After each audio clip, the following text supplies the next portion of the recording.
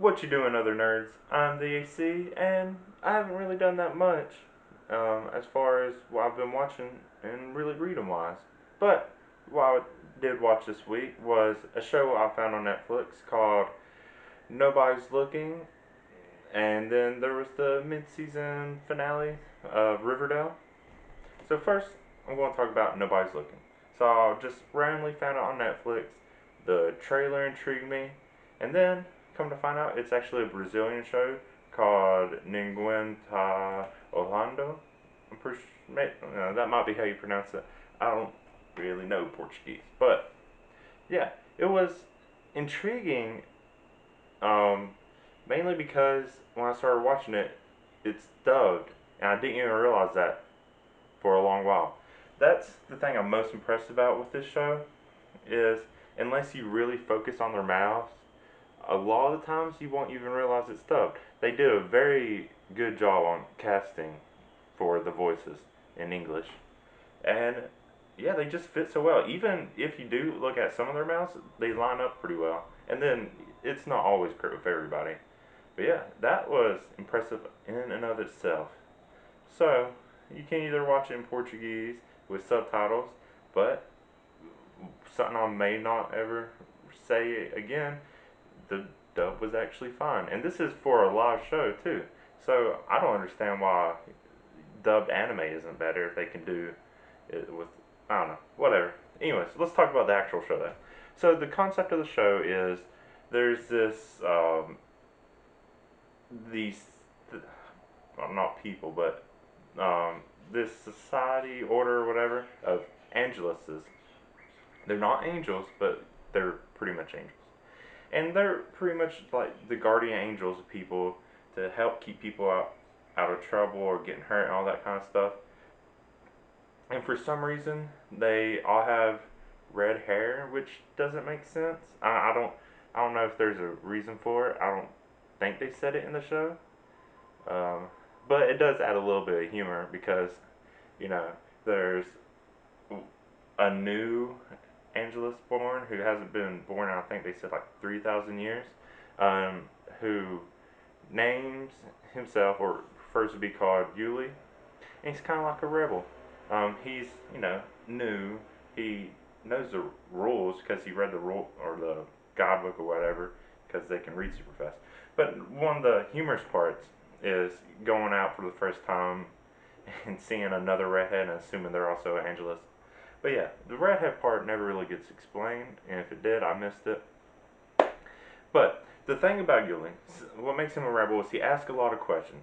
So there's this whole system set up that have four rules that they're not supposed to break ever, and he questions everything about this system. He questions the main guy, Fred, about why he does all this stuff, and he pretty much is only given the answer that's just the way it is, and we don't want to break these or leave any bad impressions because they're like a 5-star district and they don't want to lose a star. But and there's this whole big idea of like there's this chief who's telling them all what to do, and he pairs up the people every day, one Angelus with one human, and but not every human always gets an Angelus because they're short staffed, all that stuff. And if you break any of the four rules, apparently the punishment is having to watch City of Angels, a Nicolas Cage movie, which I've never watched before, but apparently you have to watch it for eternity. Apparently the reason why is it's supposed to scare the Angelus into not wanting to become human. But, of course, throughout the course of this season, which is about 8 episodes, it's pretty quick. He pretty much just does stuff that would be human-like. And, the whole time I'm thinking, oh, eventually, yeah, he's going to turn human. Didn't really happen. But yeah, it's actually a pretty funny show. It's a clever show. And, I don't know, it's just this whole idea of question everything that really intrigued me the most. And of course, uh, I was like, this is wrapping up pretty nicely. And it's just the first season. If they did a second season, I don't know what they do until the very end when they actually meet the chief. Or says he's the chief. Because before it's discovered, um, the one actually giving the orders is just this machine that's ran by a hamster. And, you know, it doesn't really seem like what they're doing has a purpose now. But yeah, I don't know. I hope there's a season 2. I really enjoyed it. But yeah, a good old surprise Brazilian show I found. Nobody's looking. Now, the other show, which I have been keeping up with, is Riverdale. This was their kind of mid-season finale. I don't know if they actually call it that. I do, because there's going to be a long break until the rest of the season picks up. And this episode, it was a really good episode. A lot of stuff was going on, actually.